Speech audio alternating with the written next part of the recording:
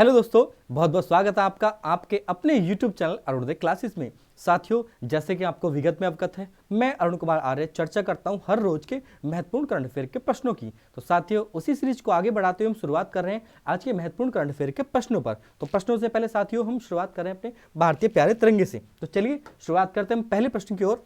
हमारा पहला प्रश्न है, हाल ही में भारतीय प्रेस दिवस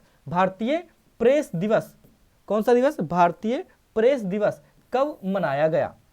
आपका ऑप्शन ए है 14 नवंबर, आपका ऑप्शन बी है 15 नवंबर, आपका ऑप्शन सी है 16 नवंबर या आपका ऑप्शन डी है 17 नवंबर। तो साथियों, जो भारतीय प्रेस दिवस है वो मनाया गया है 16 नवंबर को। कब मनाया गया है? 16 नवंबर को भारतीय प्रेस दिवस।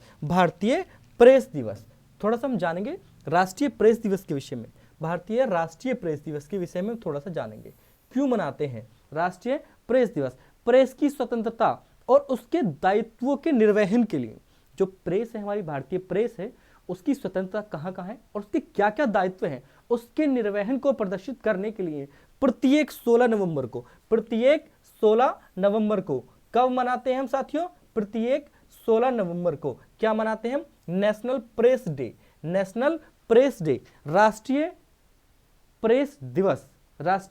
प्रेस दिवस कब मनाते हैं हम साथियों? 16 नवंबर को मनाते हैं। आपको पता होगा भारतीय संविधान के अनुच्छेद 19 में वाक एवं स्वतंत्रता की अभिव्यक्ति दी गई है। तो इसी अनुच्छेद के तहत हमारी भारतीय प्रेस काम करती है और बेबाक बोलती है, क्योंकि इसको अनुच्छेद 19 में आर्टिकल 19 में वाक एवं बोलने की स्वतंत्रता की अभिवृद्धि दी गई है साथियों। ठीक है, तो चलिए हम बात करेंगे कुछ अन्य दिवसों के विषय में। एक चीज और साथियों, अभी हाल में विश्व प्रेस स्वतंत्रता सूचकांक आयोजित किया गया था। तो उसमें भारत की रैंक कितनी थी? विश्व प्रेस स्वतंत्रता सूचकांक,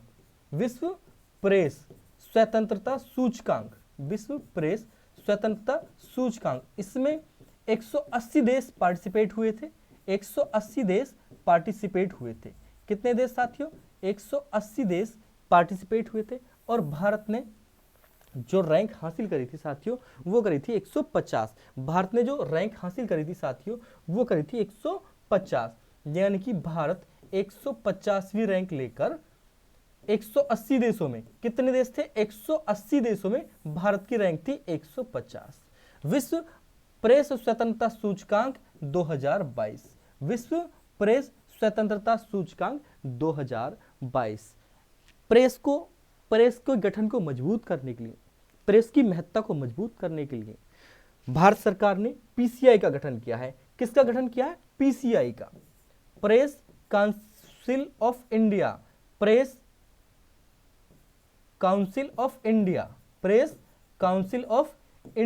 यानी कि भारतीय प्रेस परिषद। कौन सी साथियों? मैं लिख देता हूं जल्दी से, भारतीय प्रेस परिषद। तो कभी कभी पूछ लेता है कि भारतीय प्रेस परिषद के अध्यक्ष कौन है? भारतीय प्रेस परिषद के अध्यक्ष कौन है? तो इसके अध्यक्ष है रंजना प्रकाश देसाई। कौन है इसके अध्यक्ष? रंजना प्रकाश देसाई हैं भारतीय प्रेस परिषद की अध्यक्ष। रंजना प्रकाश देसाई हैं भारतीय प्रेस परिषद की अध्यक्ष। कौन है साथियों? रंजना देसाई। चलिए हम बात करेंगे थोड़ा सा जो अन्य दिवस रह गए थे हमारे, उन दिवसों के विषय में और बात कर लेंगे। तो साथियों, 1 नवंबर को हम क्या मनाते हैं? 1 नवंबर को मनाते हैं हम विश्व शाकाहारी दिवस। 1 नवंबर को मनाते हैं साथियों विश्व शाकाहारी दिवस। 5 नवंबर को क्या मनाते हैं साथियों? तो 5 नवंबर को मनाते हैं हम सुनामी जागरूकता दिवस। 5 नवंबर को मनाते हैं सुनामी जागरूकता दिवस। 7 नवंबर को क्या मनाते हैं साथियों? 7 नवंबर को मनाते हैं राष्ट्रीय कैंसर जागरूकता दिवस। कैंसर जैसी घातक बीमारी के विषय में जागरूकता फैलाने के उद्देश्य से प्रत्येक 7 नवंबर को भारत सरकार क्या मनाती है? राष्ट्रीय कैंसर जागरूकता दिवस। 10 नवंबर को क्या मनाते हैं साथियों? 10 नवंबर को हम मनाते हैं शांति और विकास के लिए विश्व विज्ञान दिवस। कब मनाते हैं हम? 10 नवंबर को। किसके लिए? शांति और विकास के लिए क्या मनाते हैं हम साथियों? विश्व विज्ञान दिवस 10 नवंबर को। राष्ट्रीय प्रेस दिवस बताओ कब? 16 नवंबर को। राष्ट्रीय प्रेस दिवस कब मनाते हैं साथियों? 16 नवंबर को। राष्ट्रीय प्रेस दिवस कब मनाते हैं साथियों? 16 नवंबर को। चलिए हम बढ़ते हैं अपने अगले प्रश्न की ओर। अगला प्रश्न आपकी स्क्रीन पर है। हाल ही में नीति आयोग के पूर्णकालिक सदस्य के रूप में किसकी नियुक्ति हुई है? आपका ऑप्शन ए है सीमा पूनिया, आपका ऑप्शन बी है अरविंद बिरमानी, आपका ऑप्शन सी है ऋतुराज अवस्थी, या आपका ऑप्शन डी है राजीव कुमार। तो साथियों नीति आयोग, अब थोड़ा सा आपको नीति आयोग के विषय में पता होना चाहिए, वो मैं अभी एक्सप्लेन करूंगा। तो नीति आयोग के पूर्णकालिक सदस्य के रूप में चुना गया है अरविंद बिरमानी जी को। किसको? अरविंद बिरमानी जी को। अरविंद बिरमानी जी को क्या नियुक्त किया गया है? नीति आयोग का पूर्णकालिक सदस्य। साथियों ऋतुराज अवस्थी कौन है? तो ऋतुराज अवस्थी जो है ये है विधि आयोग के अध्यक्ष। किसके अध्यक्ष? विधि आयोग के अध्यक्ष। विधि आयोग के अध्यक्ष कौन है? ऋतुराज अवस्थी, विधि आयोग अध्यक्ष। साथियों अब तक 22 विधि आयोगों का गठन हो चुका है। तो 22वें विधि आयोग के जो अध्यक्ष हैं वो कौन है? ऋतुराज अवस्थी। वो कौन है? ऋतुराज अवस्थी 22वें विधि आयोग के अध्यक्ष। मैं बात करूंगा राजीव कुमार की। राजीव कुमार की अगर मैं बात करूं तो राजीव कुमार है जो भारत का निर्वाचन आयोग है ना। तो भारतीय निर्वाचन आयोग के अध्यक्ष, भारतीय निर्वाचन आयोग के अध्यक्ष कौन है? राजीव कुमार। निर्वाचन आयोग के अध्यक्ष, निर्वाचन आयोग के अध्यक्ष कौन है?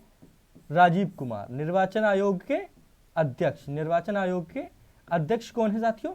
राजीव कुमार। निर्वाचन आयोग के अध्यक्ष कौन है? राजीव कुमार। हम बात कर रहे हैं नीति आयोग के विषय में। किस में बात कर रहे हैं हम? नीति आयोग के विषय में। किसके विषय में? नीति आयोग। क्या है नीति आयोग? क्या है नीति आयोग? इसका पूर्व में नाम क्या था? तो साथियों जब इसके पूर्व की नाम की बात आए तो इसका जो साथियों पूर्व में नाम था वो था योजना आयोग। क्या था साथियों? योजना आयोग। पूर्व नाम क्या था साथियों? योजना आयोग। मैं लिख देता हूं यहां को, योजना आयोग। 15 मार्च 1950 में योजना आयोग का गठन हुआ था। सरकार के थिंक टैंक के रूप में काम कर रहा है नीति आयोग। सरकार को नीतिगत गतिशीलता, सारी योजनाओं का क्रियान्वयन के विषय में जानकारी देने के लिए कौन बनाया गया था? योजना आयोग। जितनी भी प्लानिंग कमीशन है उन प्लानिंग कमीशन को कौन लेकर के आया? योजना आयोग। ठीक है। तो सरकार की पंचवर्षीय योजनाओं को बनाने के लिए भारतीय सरकार ने किसका गठन किया था? योजना आयोग का। किसका गठन किया था? योजना आयोग का। किसका गठन? योजना आयोग का। इसका जो गठन हुआ था वो हुआ था साथियों 15 मार्च 1950 में। कब हुआ था? 15 मार्च 1950 में क्या हुआ था साथियों? इसका गठन। किसका? योजना आयोग का। किसका साथियों? योजना आयोग का गठन कब हुआ था? 15 मार्च 1950। अब योजना आयोग कन्वर्ट हो गया किसमें? नीति आयोग में। किसमें कन्वर्ट हो गया? नीति आयोग में। NITI। इसकी जो फुल फॉर्म है national Institute for Transforming India. मैं नीचे लिख देता हूं थोड़ा सा, लेकिन आपको याद जरूर करना है। National Institute for Transforming India. For Transforming India. Transforming India NITI Aayog की पूरी फॉर्म है, फुल फॉर्म है ना। नीति आयोग की फुल फॉर्म है कौन सी? National Institute for Transforming India. ये रहा आपका N, ये रहा आपका I, ये रहा आपका T और ये रहा आपका दोबारा से I। NITI, national Institute for Transforming India. National Institute for Transforming India. 1 जनवरी 2015 को इसका गठन हो गया साथियों। कब गठन हुआ इसका? 1 जनवरी 2015 को। 1 जनवरी 2015 को। सरकार के थिंक टैंक के रूप में कार्य करता है। सरकार के थिंक टैंक के रूप में कार्य करता है। सरकार को नीतिगत एवं निर्देशात्मक गतिशीलता प्रदान करने के लिए सरकार को नीतियां बताता है और उन नीतियों पर गतिशीलता प्रदान करता है। कौन? नीति आयोग, तो सरकार के एक प्रकार से थिंक टैंक के रूप में काम करता है नीति आयोग। सरकार के थिंक टैंक के रूप में कार्य करता है कौन? नीति आयोग। कब बना? यह बना साथियों 1 जनवरी 2015 को। 1 जनवरी 2015 को, 1 जनवरी 2015 को क्या बना? नीति आयोग। बात करेंगे हम नीति आयोग के अध्यक्ष की। जैसे कि योजना आयोग था, ये था हमारा योजना आयोग।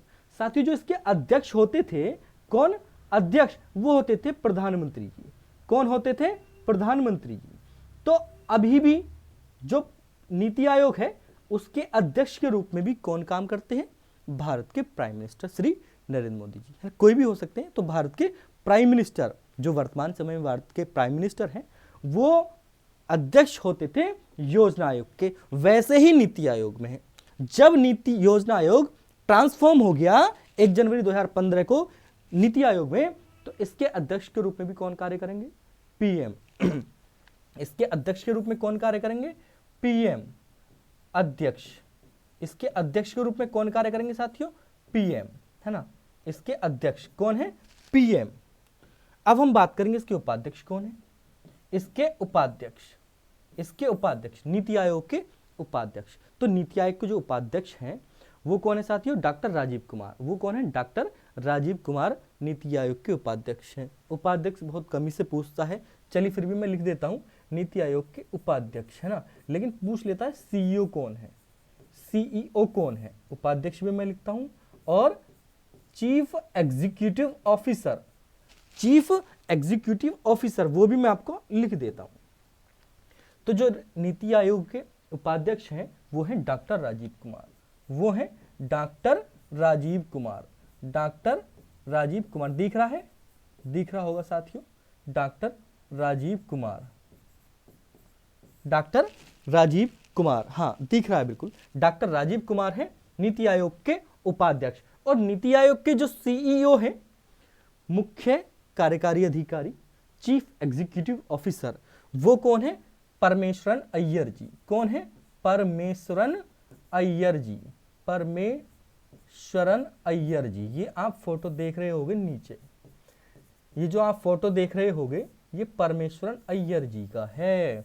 ये फोटो परमेश्वरन अय्यर जी का है, जो नीति आयोग के सीईओ है।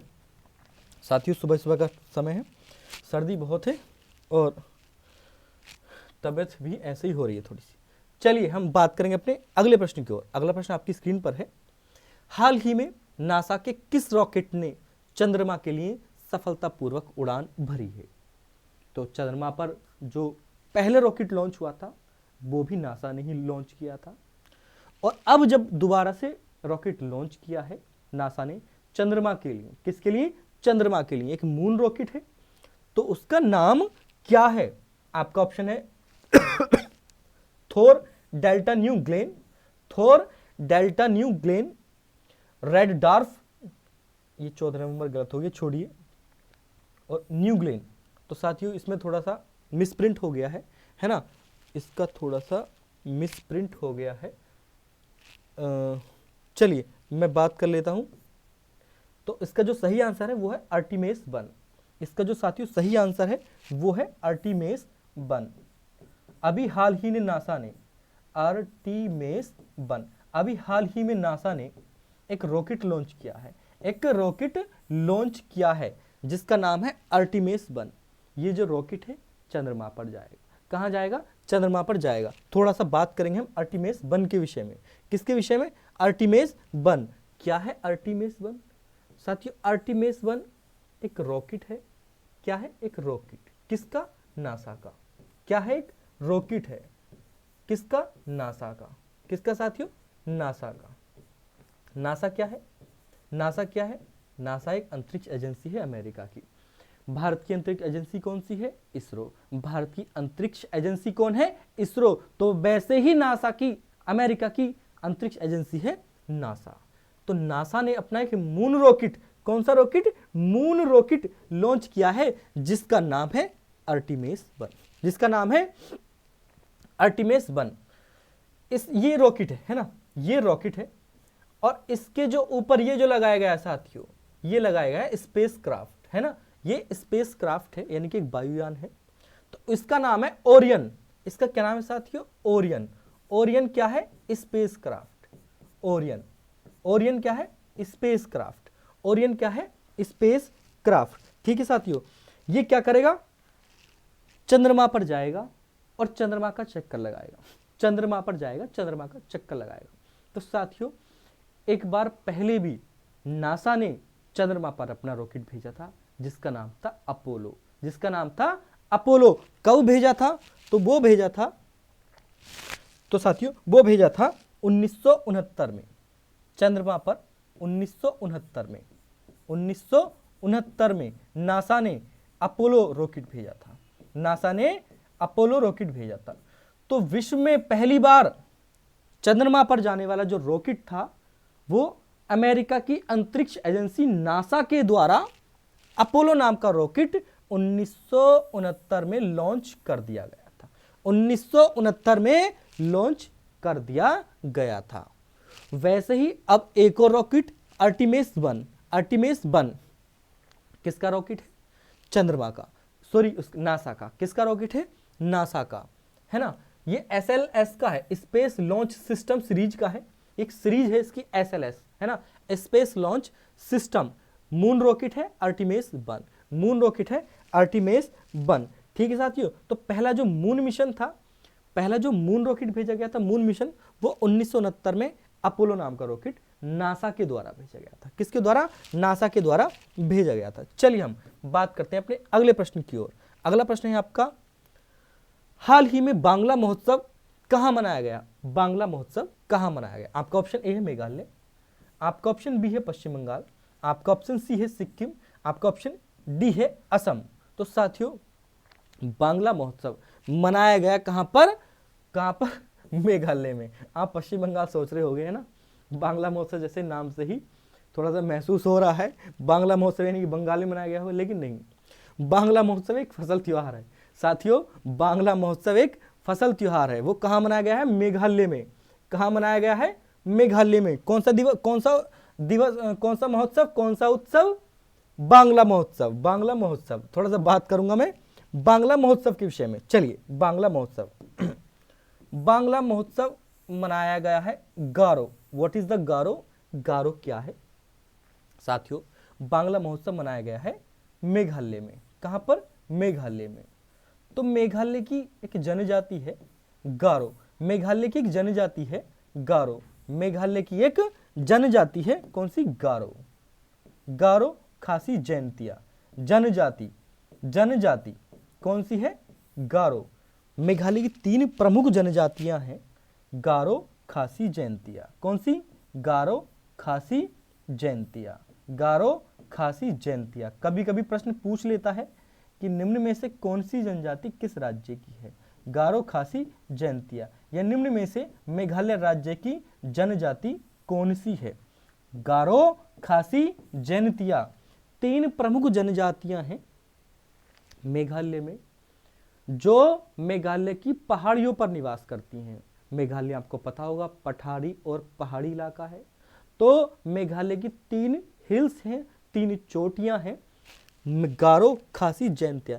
इन चोटियों पर, इन पहाड़ियों पर निवास करने वाली कुछ प्रमुख जनजातियां हैं। गारो पहाड़ी पर निवास करती है गारो जनजाति, खासी पहाड़ी पर निवास करती है खासी जनजाति, और जैंतिया पहाड़ी पर निवास करती है जैंतिया जनजाति। तो ये जो जनजातियां हैं तीनों इन पहाड़ियों पर निवास करती हैं, तीनों इन पहाड़ियों पर निवास करती हैं। ये जो बांग्ला महोत्सव है, तो बांग्ला महोत्सव जो है वो साथ ही एक फसल त्योहार है। वो क्या है? एक फसल त्योहार है। वो क्या है साथियों? एक फसल त्योहार। फसल त्योहार कहां का है? मेघालय का। कहां का है साथियों?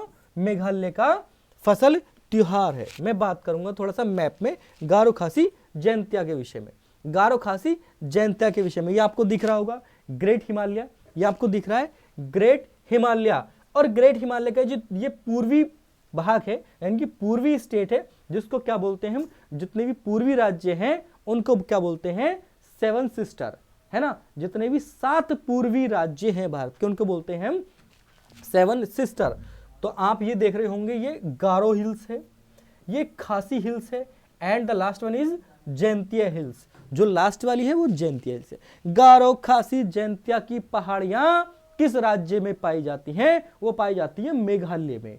इन पहाड़ियों पर निवास करने वाली जनजाति है गारो जनजाति, खासी जनजाति, जैंतिया जनजाति। इन जनजाति के द्वारा प्रत्येक वर्ष में जब इनकी फसल आ जाती है और पहली बार फसल काटते हैं तो फसल उत्सव के रूप में बांग्ला महोत्सव को मनाते हैं। फसल उत्सव के रूप में बांग्ला महोत्सव को मनाती है ये तीनों जनजातियां। किसकी जनजातियां? कौन से राज्य की जनजातियां साथियों? ये तीनों हैं मेघालय की। किसकी?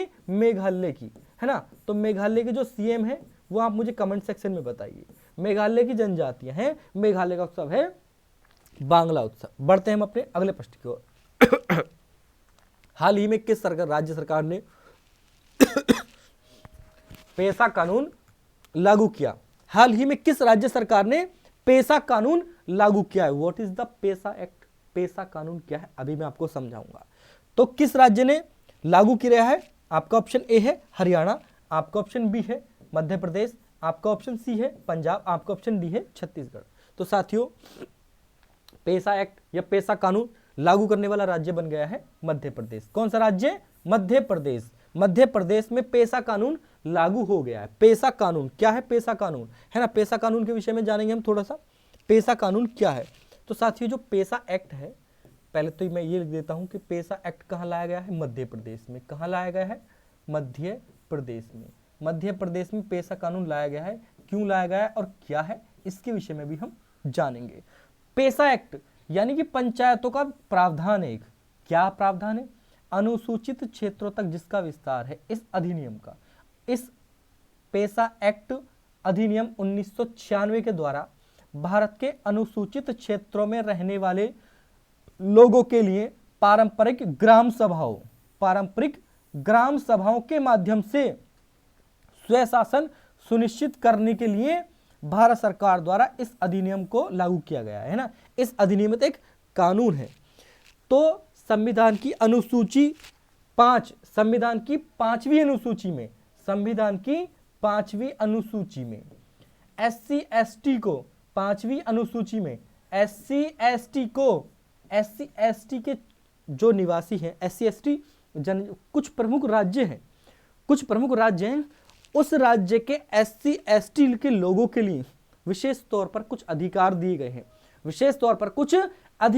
गए हैं। संविधान की कौन सी अनुसूची में? 5वीं अनुसूची में। किसको वरीयता दी गई है? कुछ राज्य हैं, उस राज्य के SC ST समाज के लोगों के लिए कुछ विशिष्ट प्रावधान किए गए हैं। तो उन्हीं प्रावधानों में से वो लोग एक पारंपरिक ग्राम सभाओं का गठन कर सकेंगे और अपना स्वशासन सुनिश्चित कर सकेंगे। तो मध्य प्रदेश में इस कानून को लागू कर दिया गया है। अच्छा, मध्य प्रदेश में क्यों लागू किया गया? क्योंकि ये जो राज्य है ना, ये जो राज्य है ये भी मध्य पेशा एक्ट के तहत आता है। तो कुछ जो SC ST वाले क्षेत्र हैं वो राज्य कौन कौन से? आंध्र प्रदेश, तेलंगाना, झारखंड, छत्तीसगढ़, उड़ीसा, है ना। इन राज्यों की SC ST जाति के लोगों के लिए विशिष्ट प्रावधान किए गए हैं संविधान की 5वीं अनुसूची में। और उसी प्रावधानों में से एक एक्ट है पेशा एक्ट, एक एक्ट है पेशा एक्ट या पेशा कानून, है ना। तो यहाँ के लोग मध्य प्रदेश के SC ST समाज के लोग पारंपरिक ग्राम सभाओं के माध्यम से स्वशासन सुनिश्चित कर सकेंगे। पेशा एक्ट को लागू करने वाला राज्य कौन सा बना है? मध्य प्रदेश। कौन सा राज्य बना है? मध्य प्रदेश। नेक्स्ट प्रश्न बढ़ते हैं। हमारा नेक्स्ट प्रश्न क्या है? हाल ही में भारत RL कश्यप जी का निधन हो गया है। हाल ही में किसका निधन हुआ है? ये RL कश्यप जी का निधन हुआ है ना। तो RL कश्यप जी किस क्षेत्र से निवास करते हैं? RL कश्यप जी किस क्षेत्र से निवास करते हैं? तो साथियों RL कश्यप जी जो है वो कई सारे क्षेत्र दिए गए हैं, वो किससे निवास करते हैं ना, किस में निवास करते हैं? आपका ऑप्शन ए है वो कलाकार थे, आपका ऑप्शन बी है वो साहित्यकार थे, आपका ऑप्शन सी है वो गणितज्ञ थे, या आपका ऑप्शन डी है वो विज्ञानी थे। तो साथियों जो RL कश्यप है वो थे गणितज्ञ, वो थे एक गणितज्ञ। कभी कभी पूछ लेता है प्रश्न कि हाल ही में चर्चा में रहे RL कश्यप जी का निधन हो गया है, वो किस क्षेत्र से संबंध रखते हैं? वो है किस क्षेत्र से संबंध रखते हैं? तो RL कश्यप जी संबंध रखते हैं गणित से, गणित से, यानी कि वो एक गणितज्ञ थे। कौन? आर.एल. कश्यप जी। आर.एल. कश्यप जी क्या थे? एक गणितज्ञ। इनका हाल ही में निधन हुआ है। क्या थे ये? गणितज्ञ, है ना, मैथमेटिशियन, एप्टीट्यूड मैथमेटिशियन। 2021 में इनको पद्मश्री भी मिल चुका है। 2021 में इनको पद्मश्री भी मिल चुका है, पद्मश्री भी प्राप्त कर चुके हैं। कौन? आर.एल. कश्यप जी। आर.एल. कश्यप जी पद्मश्री भी प्राप्त कर चुके हैं। किस क्षेत्र से संबंधित हैं? किस क्षेत्र में विशिष्ट अहर्ता रखते हैं? गणित में, एप्टीट्यूड में, गणित में। ठीक है, तो ये थे गणितज्ञ। कौन थे? गणितज्ञ। ठीक है साथियों, ये थे गणितज्ञ। चलिए कोई दिक्कत नहीं, यहाँ पर आप गै बना लीजिएगा। ठीक है, अब बात करेंगे हम थोड़ा सा जो और व्यक्ति भी हैं, जिन व्यक्तियों का हाल ही में निधन हुआ है, तो वो कौन थे? अभी हाल ही में शिंजो आबे जी का निधन हुआ है। तो ये थे जापान के पूर्व prime minister, Japan x PM, Japan के पूर्व प्रधानमंत्री थे शिंजो आबे जी। कहीं सड़क पर ये एक सभा को संबोधित कर रहे थे, कोई व्यक्ति आया और इनको कई सारी गोलियां दागकर चला गया, है ना। तो शिंजो आबे जी कौन थे? जापान के एक्स प्राइम मिनिस्टर। अभी हाल ही में निधन हुआ है। समर बद्रू बनर्जी भारतीय फुटबॉलर रहे हैं। कौन रहे हैं? भारतीय फुटबॉलर।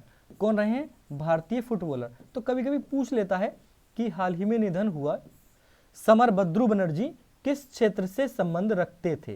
तो ये थे भारतीय फुटबॉलर। क्या थे?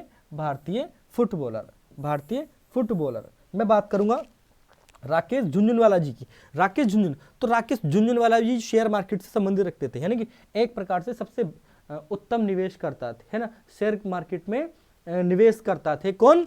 ये राकेश झुनझुनवाला जी। चलिए हम बढ़ते हैं अपने नेक्स्ट प्रश्न की ओर। हमारा नेक्स्ट प्रश्न है, हाल ही में 75 किलो महिला वर्ग में एशियाई मुक्केबाजी चैंपियनशिप में किसने स्वर्ण पदक जीता है? साथियों, अभी हाल ही में एशियाई मुक्केबाजी चैंपियनशिप 2022 चल रही है, तो उसमें भारत के कुछ मुक्केबाज पार्टिसिपेट हुए हैं। उसमें 75 किलो महिला वर्ग में किसने गोल्ड मेडल जीता है? ठीक है, ये आपके ऑप्शन गलत हो गए हैं। चलिए कोई बात नहीं है, बढ़ते हैं हम अपने इसी प्रश्न की थोड़ी सी व्याख्या कर लेते हैं ना। क्या है? हाल ही में कौन सी प्रतियोगिता आयोजित हो रही है साथियों? आयोजित हो रही है एशियन बॉक्सिंग चैंपियनशिप 2022।